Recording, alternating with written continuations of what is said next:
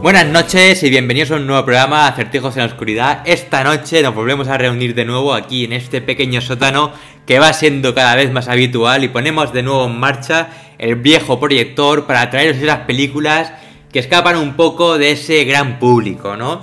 Y bueno, esta noche la película que os traemos es algo que realmente nos sorprendió muchísimo. Pues nosotros, como la mayoría de la gente así un poco profana en el cine, nos introdujimos en el cine coreano a través de la película de Parásitos, que hace ya unos 2 o 3 años que se estrenó y que además se llevó un Oscar, una película que nos impresionó muchísimo y que digamos que abrió la puerta pues para conocer otro tipo de cine del que estamos acostumbrados aquí en Occidente, ¿no? Y un día, pues un poco buscando listas de películas, me apareció una que justamente hablaba de las mejores películas de Corea del Sur. Y un poco mirando entre todas ellas había una que me llamó muchísimo la atención, no sé por qué, que se llamaba Oldboy, que es la película que os traemos esta noche. Bueno, Oldboy es una película del director Park Chan-wook, un director que para nosotros ha sido un auténtico descubrimiento, un director que realmente la forma que tiene de hacer cine es la que a nosotros nos encanta. Un cine en el cual, digamos que las conversaciones, el detenimiento, la contemplación, todo eso es básico para llevar la película adelante y no es lo típico que tienen que pasar cosas continuamente y además se tienen que ir explicando para que lo entiendas casi como fueras tonto, ¿no? Este cine es algo completamente diferente y este director en concreto sabe cómo llevarlo a la gran pantalla. Y bueno, nosotros a través de Oldboy descubrimos a este gran director. Pero no nos quedamos aquí y fue hace poco cuando, escuchando un podcast, oí que hablaban de otra película que tiene él, que es, digamos, su gran obra cumbre, que se llama La doncella, la cual vimos unos meses después y realmente os puedo decir que es una película de 10. Pero bueno, no quiero hablar de esa película todavía, vamos a centrarnos en Oldboy, una película en un contexto completamente diferente, así que empezamos. Esta película básicamente comienza pues con una escena de acción, ¿no? En la que encontramos un tío que está cogiendo a otro de la corbata y está como colgando así de la cornisa de una azotea, ¿no? El hombre que está, digamos, de pie cogiendo al otro es el protagonista, se llama Oh Dae-soo, y la primera impresión que nos da es una escena potente, ¿no? De mucha acción, en la cual, digamos, el protagonista pues parece ser un hombre de acción.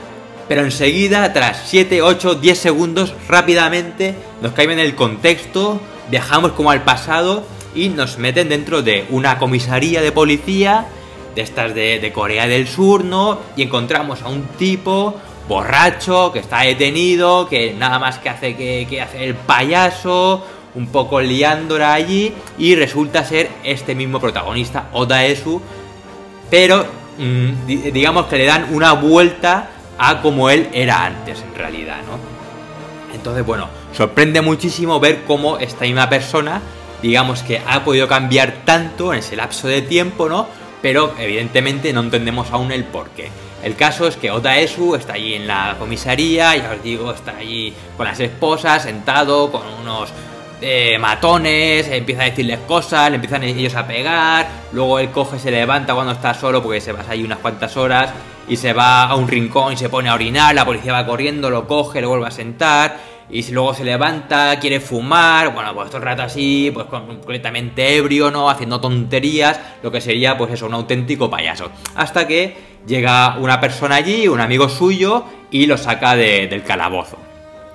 Y bueno, la siguiente escena nos lleva pues a una cabina de teléfono, es de noche, está lloviendo a cántaros y Oh Dae-soo lo que hace es llamar a su hija, una niña pequeña, la cual digamos que es su cumpleaños y él, en vez de estar con ella, pues estaba detenido y borracho porque se ha ido con los amigos de juerga. Y está un poco allí hablando con ella, prometiéndole muchas cosas, no estos típicos padres que prometen y prometen a los hijos, que los quiero mucho, pero después siempre los dejan tirados y los defraudan. Pues digamos que Oda Esu sería este tipo de persona.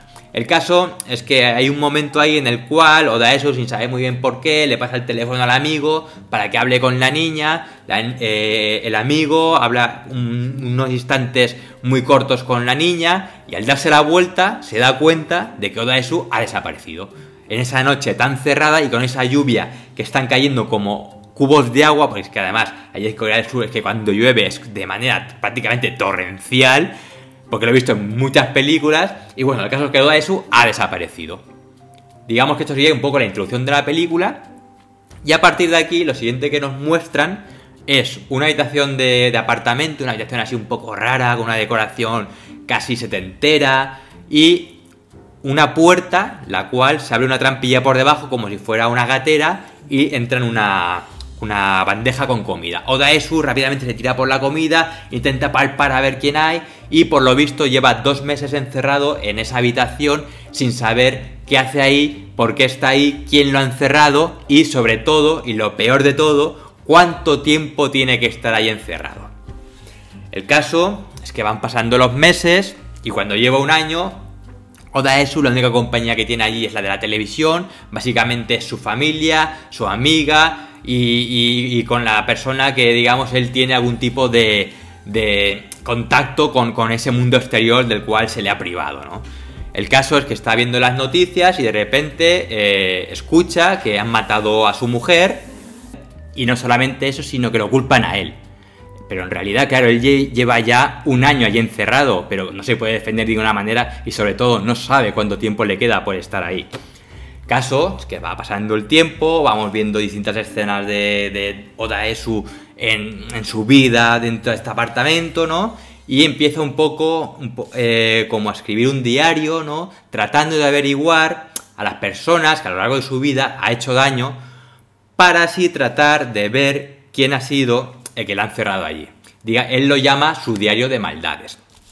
Van pasando los años, suena increíble, pero efectivamente es así, van pasando los años, Oda Esu va perdiendo completamente toda su humanidad y cada vez está pues como más desconectado de la sociedad, ¿no? Ya no es ni siquiera un ser humano, se está convirtiendo casi en un animal y empieza ya a, digamos, planificar cómo será su venganza el día que consiga salir de aquel lugar. Y empieza, pues digamos, a entrenar. Dibuja una especie de muñeco en la pared y empieza pues a pegar puñetazos y patadas hasta que con los años se va convirtiendo pues prácticamente en todo un experto en artes marciales luchando contra un dibujo en la pared. Hasta que de repente, un día, se despierta y se encuentra a él mismo en cielo abierto, metido entre una maleta, en la azotea de un edificio. Y este es el momento de inicio de la película, cuando se encuentra con esa persona en la azotea, que lo tiene cogido de la corbata, y es que esa persona es un suicida. Claro, al verlo, se asusta y dice, no impidas que me tire, Pero Oda Esu en ese momento, digamos que es el primer ser humano que se encuentra, y es que la escena es realmente impresionante, cómo lo coge, empieza como a olerlo, incluso lo chupa y empieza a notar ese tacto de otro ser humano porque había estado encerrado nada más y nada menos que 15 años. Bueno, el caso es que habla con este suicida, se sientan los dos a hablar y Oda Esu le cuenta toda su historia. Empieza a decir pues que alguien la ha encerrado, que ha estado ahí encerrado muchísimos años y que no sabe quién ha sido. Y cuando termina de contar su historia, el suicida va a contarse la suya, pero Oda Esu coge, se levanta y lo deja allí tirado. El caso es que Oda Esu vuelve de nuevo a la calle, de nuevo a la civilización. Claro, imaginaos, después de 15 años simplemente viendo por la tele cómo iba evolucionando el mundo, pues él de repente se encuentra completamente desorientado, no conoce nada, se queda alucinado viendo pues cómo ha avanzado la tecnología. Y en un momento, mientras él está viendo un escaparate lleno de televisiones, se le acerca un vagabundo, así medio alcohólico, y le entrega una cartera con dinero y un teléfono móvil. Y le dice, no me preguntes nada. Odaesu coge las cosas, ve que hay un montón de dinero y de repente el móvil empieza a sonar. Lo coge y es su captor. Le dice que tiene dos opciones. Una, continuar con su vida, buscar a su familia y olvidarse de todo. O dos, buscarlo a él y conocer la razón por la cual le han cerrado. Eso sí, tiene 3 días para lograrlo. Y si no lo logra, se morirá. Bueno, hasta aquí un poco lo que puedo contar de la película, ¿vale? No he, digamos, hecho ningún spoiler porque es, digamos, el argumento principal. Eso lo haremos un poquito más adelante. Y sobre todo aquí lo importante es la película en sí, cómo está narrada, la trama, porque es realmente increíble, ya que a medida que la película se va desarrollando, nosotros como telespectadores no tenemos ni idea de lo que va a suceder a continuación.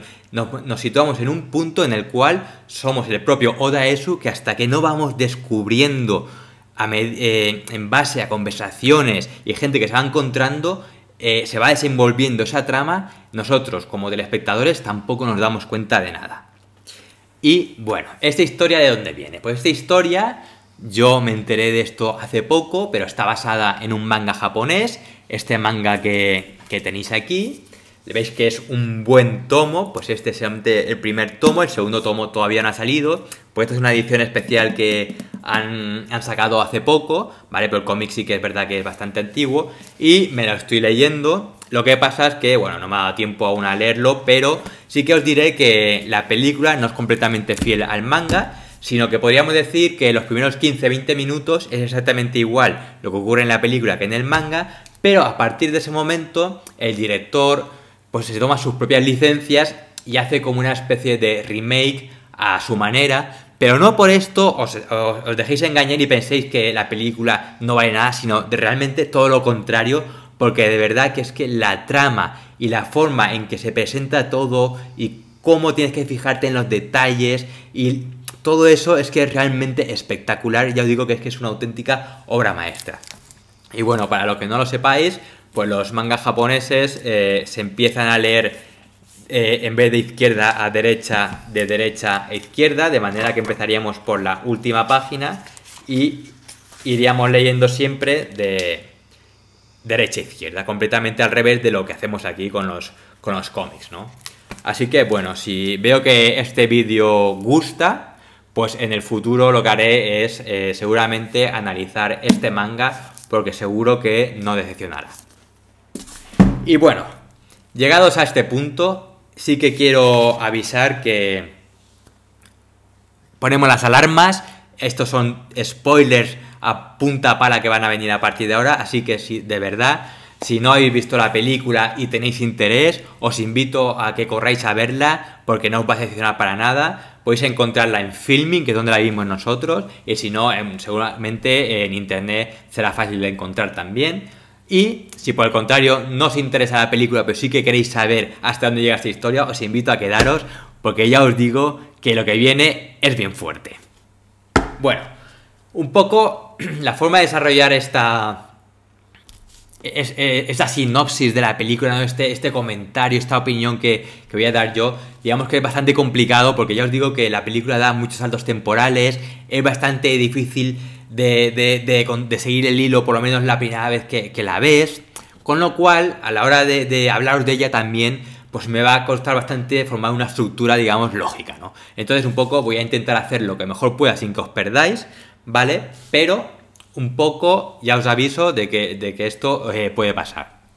Un poco si nos centramos en el protagonista, Odaesu, pues Odaesu, como decía, mientras está en su cautiverio, pasa de ser una persona prácticamente pues un gañán, un borrachillo, a de repente convertirse en una persona que está completamente alejada de la sociedad, se convierte en una especie de animal, prácticamente en una bestia, que lo único en lo que piensa es en llegar a conseguir esa venganza, ¿no? De hecho, en el momento en el cual él está encerrado y se entera de que han asesinado a su mujer, realmente, si os fijáis, es que él ni se inmuta. O sea, básicamente él escucha por las noticias que han matado a su mujer y que él es culpable y es casi como que la cosa casi que ni va con él, ¿no? Y no solamente eso, pensar que cuando él sale a la calle en ningún momento le da por ir a buscar a su mujer, evidentemente no, porque está muerta, pero recordar que tiene una hija, que habrá sido de ella. Pues es que al tío le da completamente igual, él solamente está obcecado con esa sed de venganza y todo lo demás, pues digamos que ya vendrá. Bueno, durante el transcurso, ¿no? Él va en un momento dado a comer a un restaurante de sushi y allí conoce a una chica que es la camarera. Y un poco, pues, empieza a entablar conversación con ella, le dice que quiere un plato de algo fresco, y le da, pues, no me acuerdo exactamente el qué, y dice que quiere algo más fresco, y le da un pulpo, el cual coge y se lo mete en la boca vivo. Es una escena realmente bastante devastadora, la verdad que no me hizo mucha gracia, pero bueno, es que luego me enteré que es un plato típico de allí, lo cual me dejó aún mucho más alucinado. El caso es que ellos empiezan a entablar un poco una relación ahí. Y como Odaesu tampoco tiene donde caerse muerto y le cuenta un poco su historia, pues ella digamos que se apiada de él y le lleva a su apartamento. Claro, Odaesu, recordar que ha estado encerrado 15 años, entonces él prácticamente pues no sabe cómo tratar a la gente, es una bestia y lo primero que piensa es pues en tener sexo con ella, ¿no? Y llega un momento que casi llega un punto que casi la viola, pero ella, bueno, es fuerte, lo consigue, digamos, parar, él también un poco, digamos que vuelve un poco en sus cabales, ¿no? Y esa relación un poco, pues, de amistad, pues sigue continuando, pero sí que es verdad que conforme va pasando el tiempo, se van cogiendo cariño e incluso se van enamorando.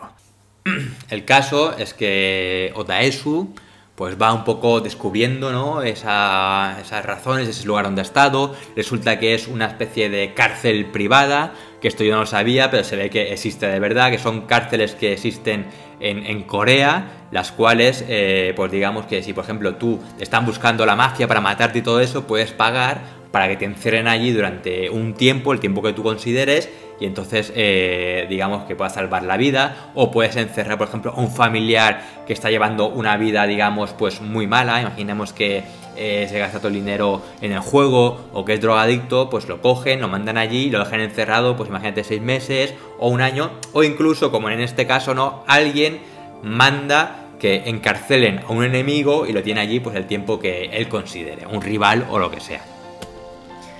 El caso es que él entra a este edificio, ahí ve a la gente que está un poco como manteniendo aquel lugar, esa cárcel, ¿no?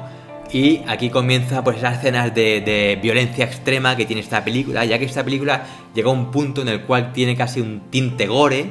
Lo que pasa es que sí que es verdad que está muy bien llevado y salvo una escena en particular no es nada desagradable, es incluso una película de acción pues que realmente te gusta lo que estás viendo, ¿no? Y hay una escena que a mí me gusta mucho, la cual él encuentra, de repente sale un ascensor y se encuentra con un martillo en la mano y en un pasillo, el cual está lleno de matones, pero lleno de matones que pueden haber fácilmente 20 o 30, y entonces él tiene que llegar hasta el otro lado.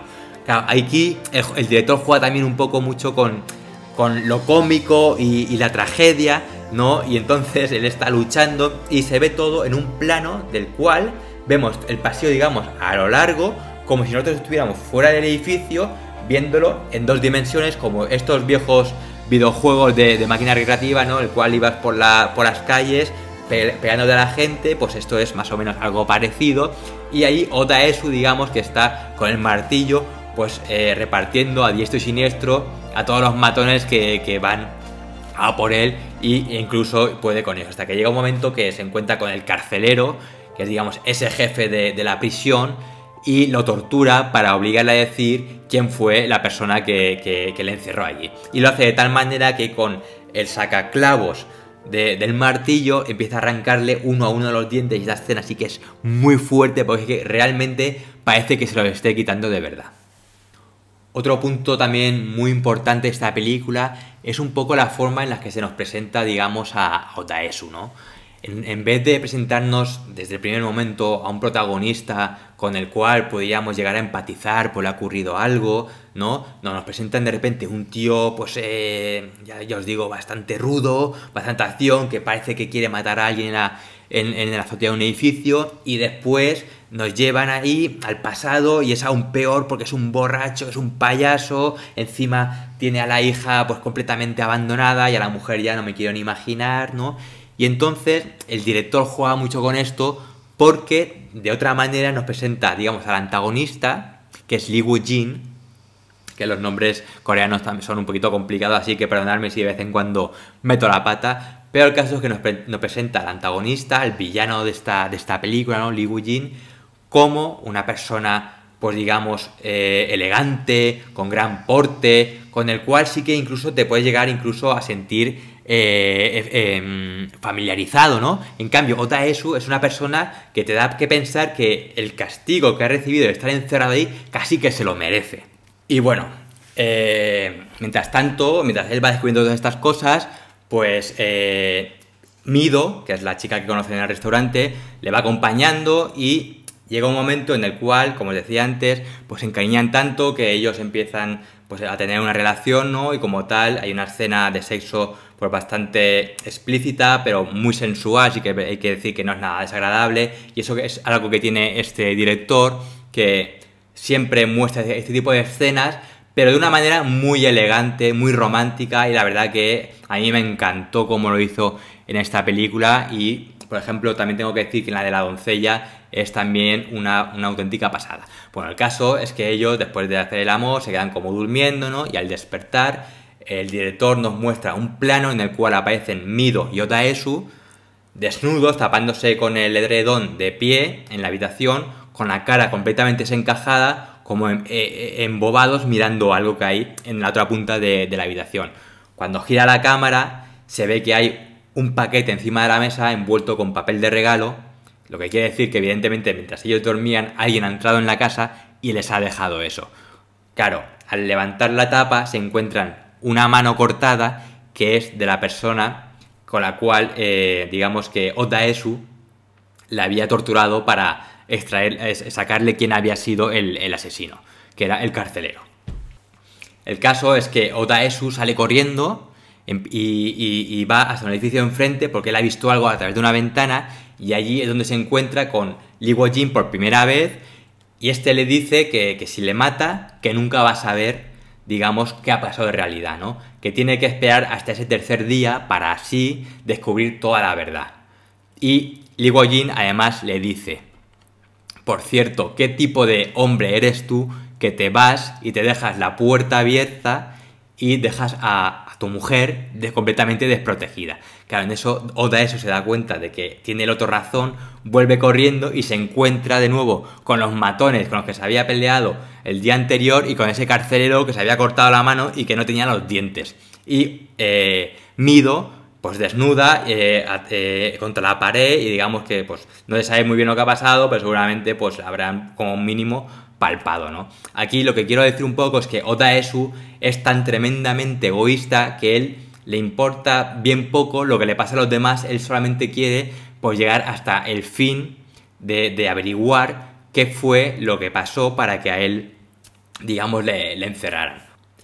Luego, el momento ese que él está también encerrado en la habitación, hay un cuadro que es muy importante para la trama de la película. Es un cuadro que dice: llora y llorarás solo, ríe y el mundo reirá contigo. Digamos que esa frase se queda como grabada a fuego en la mente de Ota Esu, y como veréis más adelante, pues eso será algo muy importante para su forma de ser. El caso es que él, cegado por esa venganza, pues digamos que está prácticamente manipulado por Lee Woo-jin, que hace con él lo que quiera, ya que él sabe que Ota Esu va a hacer lo que sea necesario para llegar hasta él y conocer la razón de por qué fue encerrado, y entonces prácticamente es una marioneta.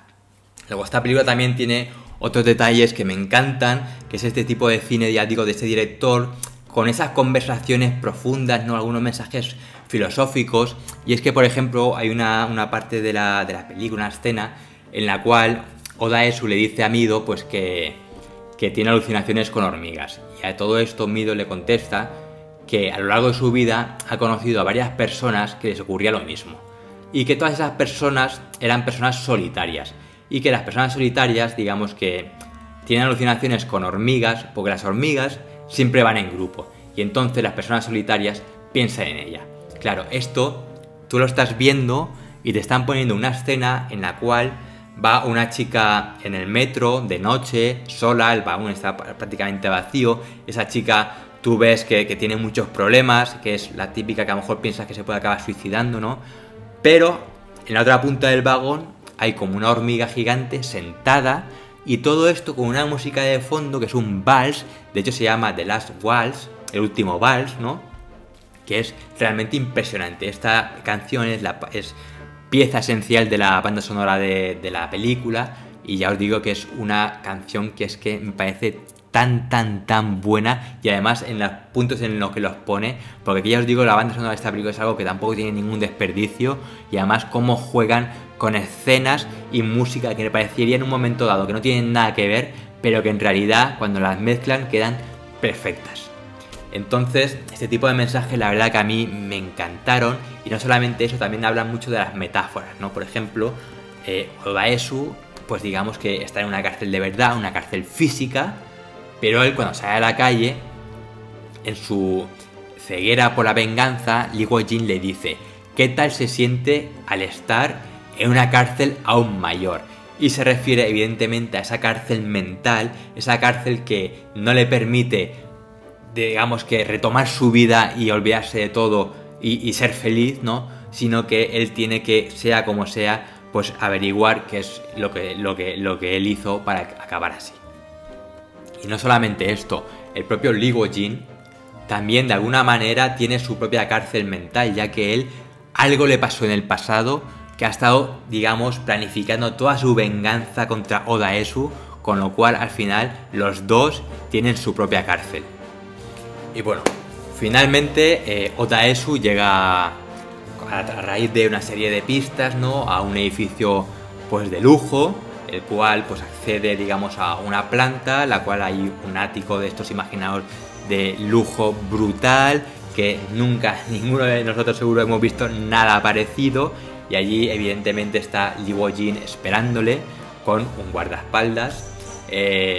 Odaesu llega allí, pues digamos, listo, ¿no?, para enfrentarse a él, para luchar, para matarlo, para lo que haga falta, pero Lee Wo-jin por su parte está muy tranquilo, él se ducha, se peina, se cambia, todo eso, mientras el otro está allí esperando a que decida, digamos, hablar, ¿no? Hasta que llega un momento en el cual Lee Wo-jin le cuenta por fin por qué le encerró.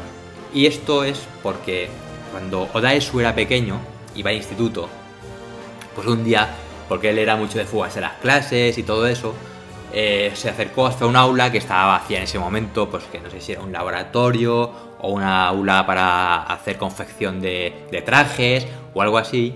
Y el caso es que andaba por allí pululando, ¿no? Y llegó hasta esa aula y desde fuera se asomó a través de unos cristales rotos que había en la ventana.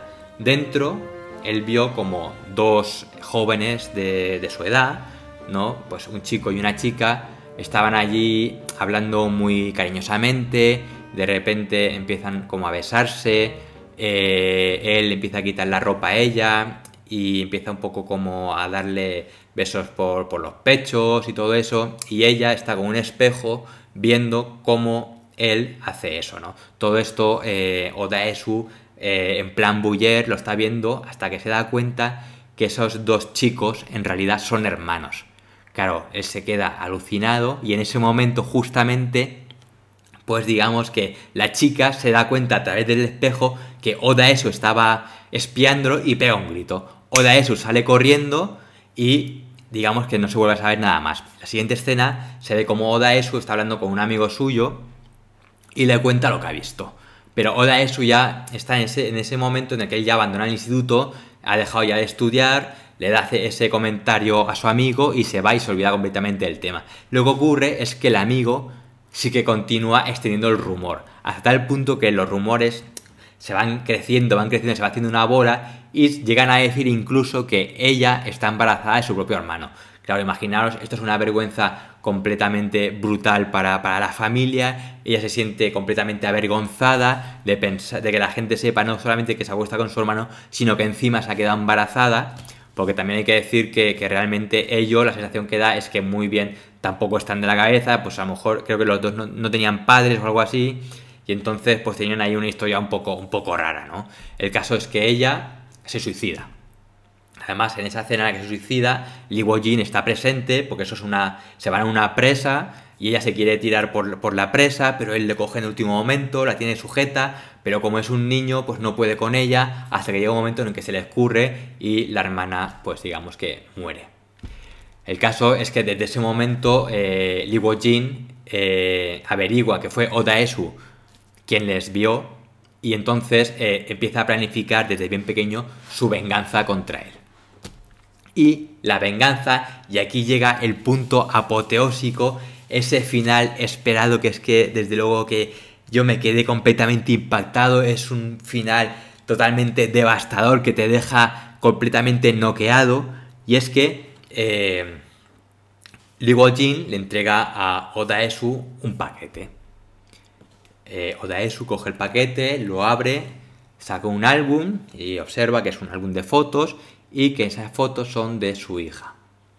Bueno, empieza a pasar las fotos y empieza a ver pues, un poco la vida de la niña, de la hija de Oh Dae-soo, ¿no? Pues con la bicicleta, en el cole, no sé qué, y va pasando fotos y conforme va pasando fotos, pues la niña se va haciendo más mayor hasta que llega un momento que esa niña se convierte nada más y nada menos que en Mido, la chica de la cual se había enamorado y con la cual además se había acostado.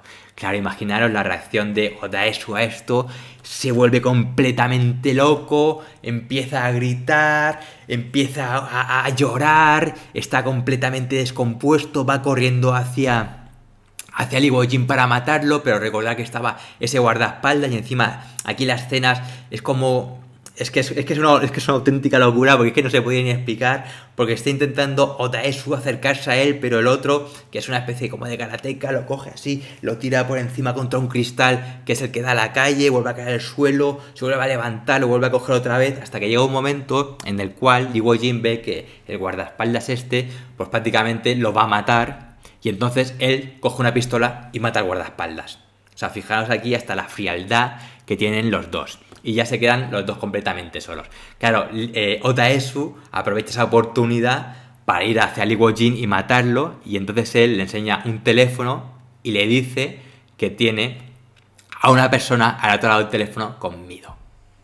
Y que le va a contar el descubrimiento que ha hecho Oh Dae-soo. Bueno, empieza a suplicar, empieza a llorar, empieza a decirle que será su esclavo, que hará lo que quiera con él, que si quiere que se matará, lo que sea, pero que por favor de ninguna manera le cuente a Mido que él es su padre.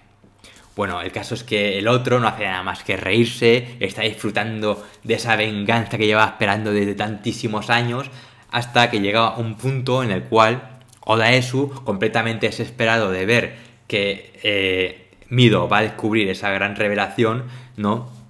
Pues coge la lengua, se la corta y se la tira a Lee Wo-jin, como diciéndole que esa lengua tan larga que le había hecho contar ese secreto que él había visto de pequeño, que ya no volverá a pasar. Claro, esto sí que Lee Wo-jin se lo toma como una muestra de que realmente está arrepentido, de que realmente cree que él sabe lo que hizo, el dolor que provocó. Y entonces, digamos que cuelga el teléfono y permite que por lo menos Mido no conozca esa gran verdad, ¿no? Mido y Oh Dae-soo, cuando se conocen, los dos estaban hipnotizados a través de una mujer que era una hipnotizadora, ¿no? Que había contratado Lee Wo-jin para que ellos dos se enamoraran y entonces todo ese plan de la venganza ocurriera tal cual. Pues esa es la razón por la cual Mido, que era una chica muy dulce, se había enamorado de Oh Dae-soo, que era una auténtica bestia salvaje. El caso es que finalmente Lee Wo-jin se suicida, porque digamos que él ya había tenido lo que él quería, y Oh Dae-soo se queda pues solo, completamente desamparado, ya que no puede vivir con esa gran verdad. Y entonces Oh Dae-soo trata de ponerse en contacto con esta hipnotizadora, le manda una carta y le suplica que por favor le ayude a olvidar. Y le dice, que es otra de las grandes frases de de esta película, ¿no? Aunque no soy más que una bestia, ¿no tengo yo derecho acaso a vivir? Esta frase, digamos que a la hipnotizadora le enternece, ¿no? Y al final decide, venga, vale, voy a intentar que olvides, voy a hipnotizarte para que así puedas seguir con tu vida. Y la siguiente escena nos lleva a un lugar nevado, en mitad de un bosque, en la cual Odaesu aparece sentado en una silla en mitad de la nieve con esta hipnotizadora y ella lo que le dice es: mira ese tronco que tienes enfrente, ese tronco poco a poco se irá convirtiendo en un muro de hormigón y de ti se le va a levantar el Odaesu que conoce el secreto y caminará hacia ese tronco. Y por cada paso que dé pasará un año y envejecerá y a los 70 morirá y con él morirá ese secreto. Se ve en la escena como Odaesu se queda sentado y una especie de espíritu va andando hacia ese árbol. Y la siguiente escena que nos encontramos es a Odaesu tirado en la nieve, acostado, y Mido corriendo hacia él. Coge, le despierta, empieza a ayudar a levantarse y los dos se abrazan después de haberse reencontrado, ¿no? Ya que Mido estaba muy preocupada por saber qué es lo que le había pasado.